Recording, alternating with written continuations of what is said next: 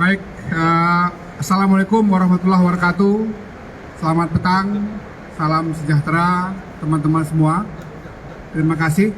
Dalam kesempatan ini kami ingin menyampaikan beberapa hal hasil dari permintaan keterangan atau pemeriksaan yang tadi telah kami lakukan. Saya, Pak Anam, dan Pak BK tadi memeriksa saudara FS di satu ruang khusus yang dihadiri oleh kami sendiri. Dalam permintaan keterangan atau pemeriksaan tersebut ada beberapa hal yang tadi kami dapatkan. Pertama adalah pengakuan saudara FS bahwa dia adalah aktor utama dari peristiwa ini. Itu yang pertama tadi disampaikan. Yang kedua, dia mengakui bahwa sejak awal dialah yang melakukan langkah-langkah untuk merekayasa, mengubah atau mendisinformasi beberapa hal, sehingga pada tahap-tahap awal misalnya yang terbangun konstruksi ceritanya atau peristiwanya tembak-menembak, kan begitu. Tapi kemudian tadi diakuinya itu adalah hasil rancangan dia sendiri, dan dia mengakui bahwa dia bersalah dalam tindakannya yang merekayasa itu. Itu tadi kurang lebih juga disampaikan permohonan maaf pada semua pihak, ya, termasuk kepada Komnas HAM, kepada masyarakat Indonesia atas tindakannya yang kemudian juga tadi seperti kami sampaikan melakukan langkah-langkah rekayasa. Ya. Tapi sekali lagi dia pada akhirnya mengakui bahwa dialah yang paling bertanggung jawab terhadap semua peristiwa ini, dan dengan pengakuan yang seperti ini kita berharap nanti proses penyidikan dan selanjutnya sampai persidangan bisa menghasilkan satu keputusan peradilan yang seadil-adilnya sebagaimana kami sampaikan sejak awal, yang merupakan ya, fokus dari Komnas HAM dalam hal ini berlangsungnya satu proses hukum yang fair, sehingga semua pihak terutama yang menjadi korban bisa mendapatkan keadilan. Sekali lagi itu yang tadi kita dapatkan atas seluruh pengakuan yang sudah disampaikan pada kami bertiga tadi di ruang tertutup. Selanjutnya mungkin silahkan Pak Anam, Pak BK untuk menambahkan beberapa hal yang lebih detail.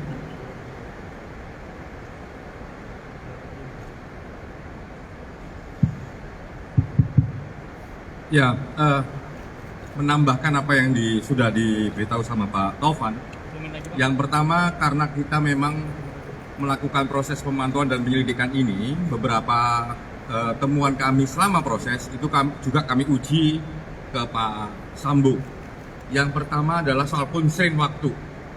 Jadi soal constraint waktu ini salah satu yang paling penting adalah apakah ketika dia sampai TKP Duren 3 rumah dinas nomor 46 itu Joshua dalam kondisi hidup ataukah sudah meninggal. Dia bilang masih hidup. Yang berikutnya adalah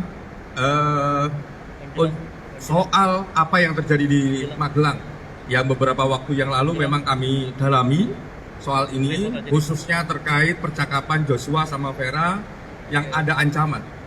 Nah, tadi juga terkonfirmasi terkait apa dan peristiwa apa yang terjadi di Magelang. Memang ada sebuah peristiwa yang nanti akan kami rekomendasikan kepada penyidik, dan sepertinya penyidik sudah juga melakukan proses pendalaman. Yang berikutnya adalah apa yang terjadi di Sangguling. Jadi kita punya waktu di Sangguling itu ada satu peristiwa yang kalau dalam rekaman video yang kami dapatkan, dalam rekaman raw material yang kami dapatkan lebih dari kurang lebih 1 jam gitu ya, yang itu yang kita juga tadi tanyakan apa yang terjadi dalam peristiwa itu.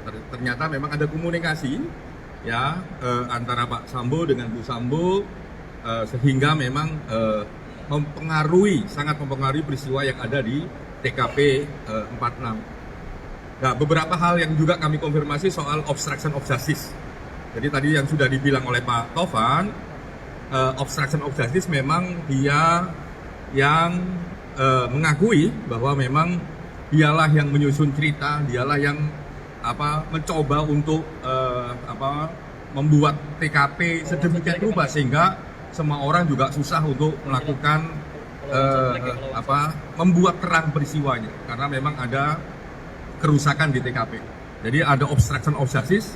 Tadi kami juga tanya kenapa demikian, kenapa demikian. Nah itu dia jawab dan konfirmasi dan Pak Sambo bertanggung jawab. Kalau dalam konteks Komnas HAM, obstruction of justice itu satu terkait barang, yang kedua terkait cerita. Jadi apakah cerita itu betul atau tidak? Ternyata memang ceritanya tidak betul, gitu ya. Yang berikutnya adalah soal kesaksian dan sebagainya. Nah itu kita konfirmasi dan Pak Sambo mengakui bahwa dia yang menjadi orang yang bertanggung jawab untuk membuat cerita itu semua. Nah yang terakhir yang juga penting bagi Komnas HAM selama proses ini adalah komunikasi. Ya, komunikasi macam-macam di cyber yang kita dapatkan juga kita konfirmasi, yaitu bagian dari obstruction of justice pasca peristiwa.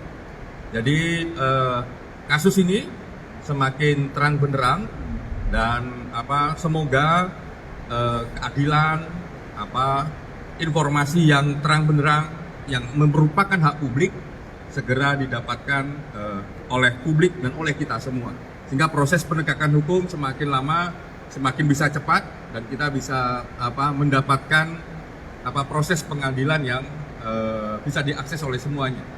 Mungkin itu. Terima kasih. Pak Rika. Ya,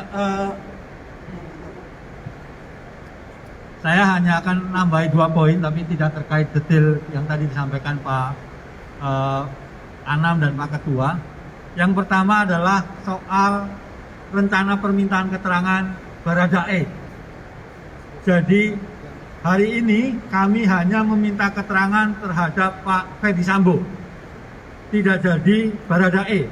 Kenapa? Karena pada saat yang bersamaan masih assessment di LPSK, masih ada proses dengan teman-teman LPSK, sehingga kami menunda sampai Senin depan. Itu yang pertama yang ingin saya sampaikan.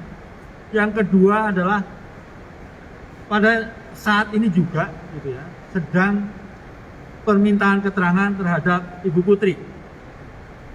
Jadi ada teman-teman Komnas Perempuan dan juga anggota tim dari Komnas HAM sekarang sedang meminta keterangan dari Ibu Putri. Rencananya malam ini semoga sudah mulai ya gitu. Jadi saya kira tambahannya hanya itu saja terkait dengan proses yang dilakukan oleh Komnas dari siang hingga sore hari ini. Terima kasih. Oh ya.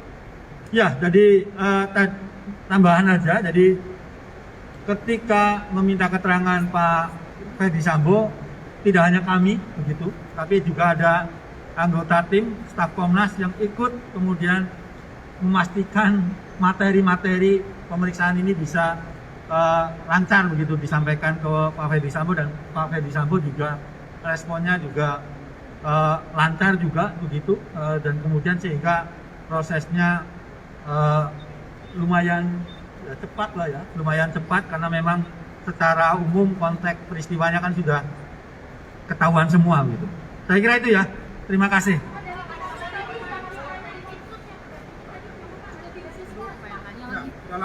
Dalam pemeriksaan hanya kami bertiga dengan tim, bahwa kita sebagai Komnas HAM ya, sejak awal memang berkoordinasi, pastilah ya. Kalau nggak mungkin kita bisa juga hadir di sini. Tapi kami pastikan bahwa kami bertiga didampingi 3 orang staf Komnas HAM yang memeriksa saudara FS tanpa didampingi kelompok lain.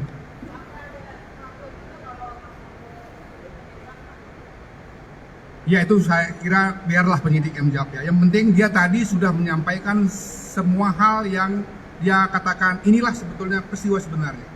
Poin utamanya dia aktor utamanya. Dia aktor dia aktor di utamanya. Yang kedua, dia mengakui bahwa dia yang merekayasa atau yang tadi disebut sebagai obstruction of justice. Detail tentang itu saya kira biarkan nanti penyidik yang bicara.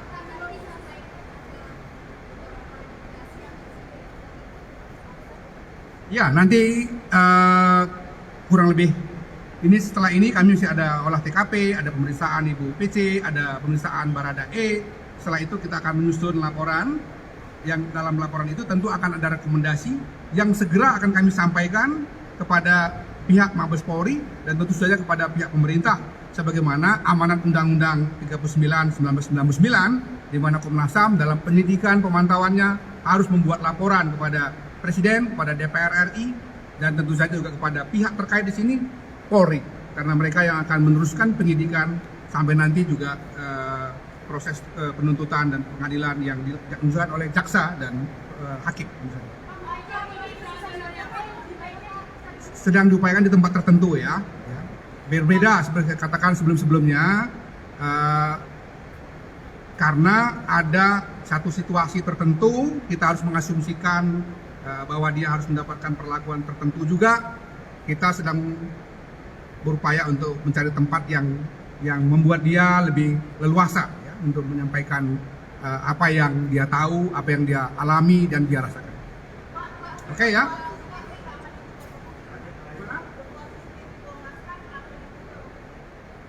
Nanti dalam laporan akhir kami akan sampaikan semua.